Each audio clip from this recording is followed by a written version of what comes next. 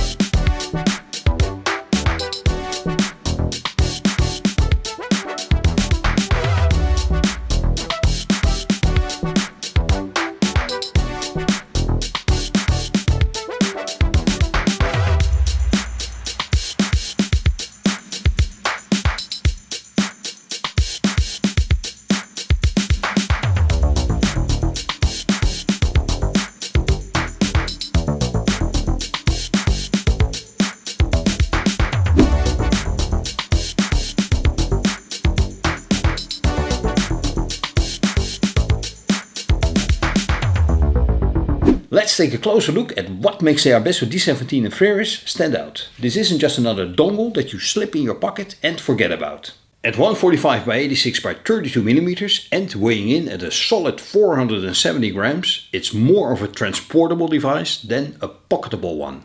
Think of it as a compact carryable alternative to a desktop rig rather than something you would slip into your jeans. The heft, however, is reassuring. The CNC machined aluminum body feels dense and precise with a finish that nods to vintage hi-fi gear while still keeping a modern, understated aesthetic. A 1.3-inch OLED display on the front gives you crisp, clear status readouts. Input type, gain level, decoding mode, all at a glance, so there's no second guessing what the D17 is doing. Under the hood lies what makes this device truly special. Instead of relying on a conventional DAC chip, iBasso has designed a dual discrete DAC system. On one side you get a 4-channel fully balanced R2R ladder DAC built from 284 ultra precise 0.01% tolerance resistors. This is where the D17 gets its unmistakable warmth and organic analog-like tonality.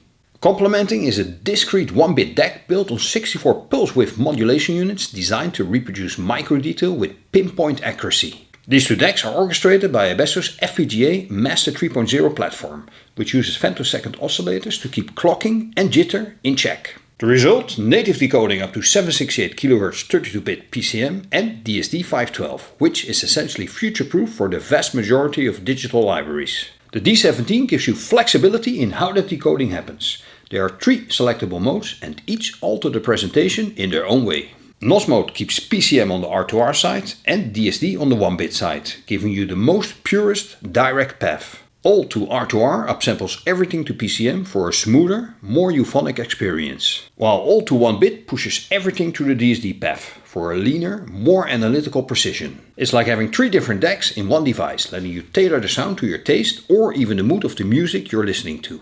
On the amplification front, iBasso has gone all in with dual-core Nutube 6P1 modules. These aren't just for show, they glow with that classic orange hue and add a distinctive tube-like flavor that feels both retro and futuristic. A BUF 634A buffer provides the necessary muscle, and the numbers speak for themselves. Up to 1200 mW per channel into 32 ohms when running balanced and 320 mW single-ended.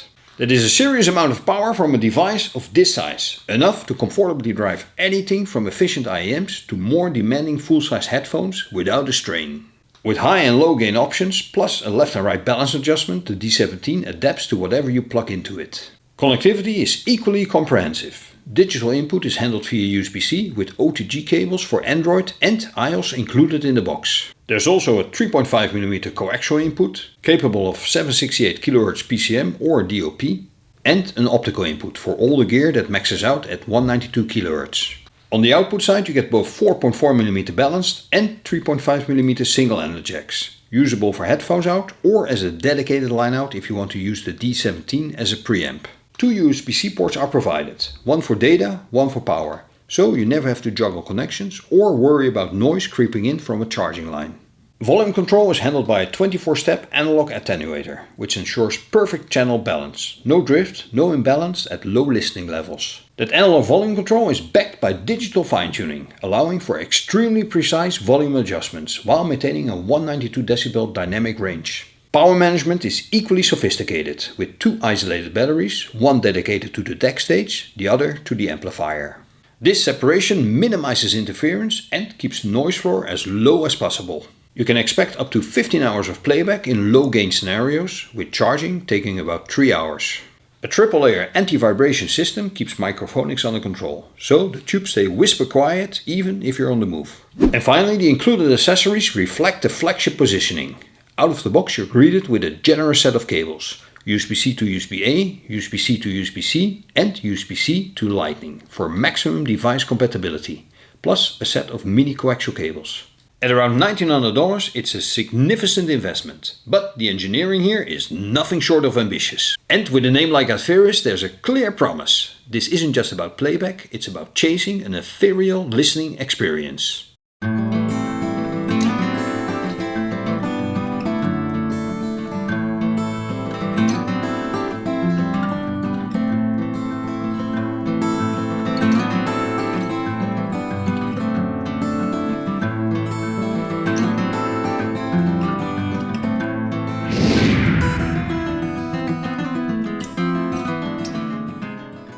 And now for the part that truly defines the D17 Atheris, its sound.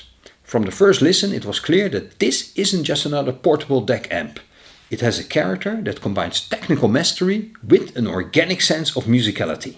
I spent most of my time in the R2R mode, which quickly became my go-to, because it strikes the best balance between detail and warmth. Through the iBasso Audiophile IEMs, the presentation was intimate, smooth and textured, with vocals carried forward in a way that made singers feel present in the room. With the SR3 headphones, the stage opened dramatically, giving me that coveted holographic out-of-the-head effect while maintaining a pitch-black background and effortless drive. What blew me away was how well the D17 scaled with source. Off my phone it was already rich and engaging, but with the Prime Mini PC it exploded with deeper bass, jet black background and micro details so sharp it felt like pulling back a veil on the music.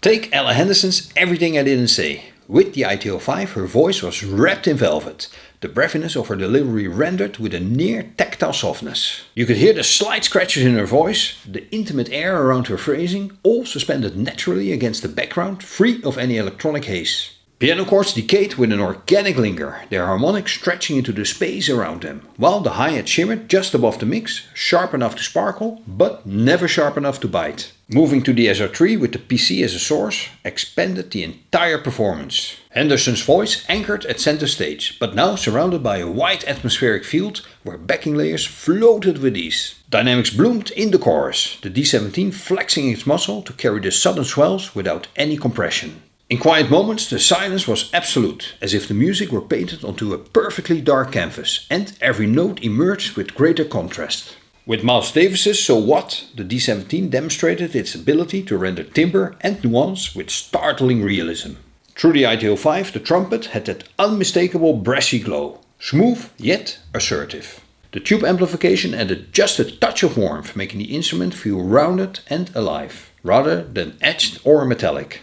The double bass walks steadily, each block defined with body and decay, resonating deep without losing tautness. Cymbals shimmered with air and openness, extending far above the rest of the mix without intruding. Switching to the SR3 transformed the track into a live club performance. The quartet arranged themselves in the soundstage with precise spatial cues. Piano across the left, bass steady in the center, trumpet cutting in from the front, drums snapping in with clarity off to the right. Then came Pink Floyd's Dogs from Animals, a sprawling track, dense with layered guitars, haunting synths and shifting dynamics that test both resolution and drive. The SR3 brought forward the bass line with visceral punch, the low end growling with presence, yet staying firmly under control.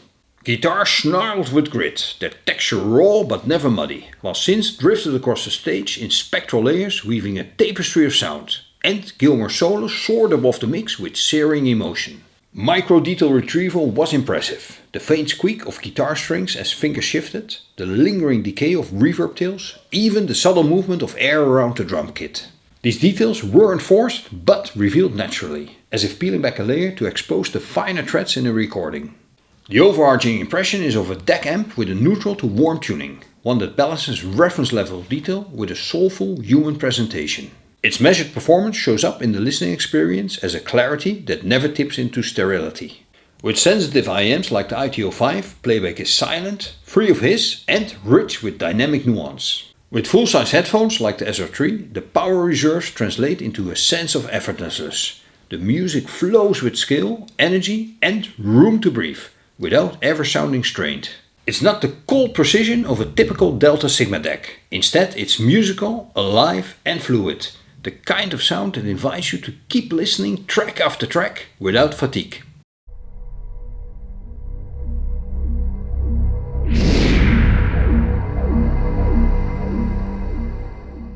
Of course, no product is perfect and the D17 Atheris comes with its own share of drawbacks. The first and most obvious is the price. At around $1,900, this is not an impulsive purchase. It's aimed squarely at enthusiasts who are already invested in the pursuit of portable high-end audio. And for more casual listeners, that price tag will feel prohibitive. Battery life is another limitation. While iBasso claims around 15 hours in low gain mode, pushing the amp hard with full-sized headphones reduces that to closer to 8 or 10 hours. That is respectable but not outstanding given the weight and size of the unit. And on the subject of size, let's be clear, at 470 grams this isn't something you slip into your pocket for a casual walk. It's better thought of as transportable, an item for your bag or desk, rather than truly portable. Yet the list of strengths more than compensates. The sound is nothing short of flagship level. The combination of R2R warmth, 1-bit detail and tube amplification produces a presentation that is simultaneously engaging and refined, delivering depth, dynamics and immersion that portable devices rarely achieve. The sheer power output is another standout, with the ability to drive both sensitive IEMs in silence and demanding headphones with authority. Build quality is equally impressive. The aluminum body feels bulletproof, the analog controls are luxurious in use and the vibration isolation system makes the tubes effectively silent. The dual battery design means pristine power delivery and the wide range of connectivity options, USB-C, coaxial, optical, balanced and single-ended outs makes it versatile enough to serve as the heart of a larger audio chain. In short, the D17 isn't just an accessory, it feels like a system in itself. Whether it's breathing life into your phone on the go or anchoring your desktop setup, it delivers sound that's alive, powerful and deeply musical. An experience that blurs the line between portable and true high-end audio.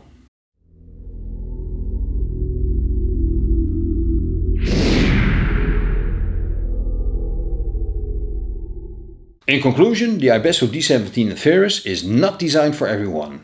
It's made for audiophiles who want analog soul in portable form, with the flexibility to choose between R2R warmth and 1-bit precision. The tubes add character, the power output makes it versatile, and the overall presentation is musical and engaging rather than purely analytical. If you have the budget and you value musicality over bare measurements, it's easy to recommend. For me, it turned everyday listening into something that feels closer to a live performance. So, if tubes get you hype, this might be your next piece of gear. You can get it directly from iBasso or online retailers like Bloom Audio. Thanks for watching, don't forget to hit like. Subscribe for more high-res reviews and let me know in the comments what's your dream portable stack. See you next time!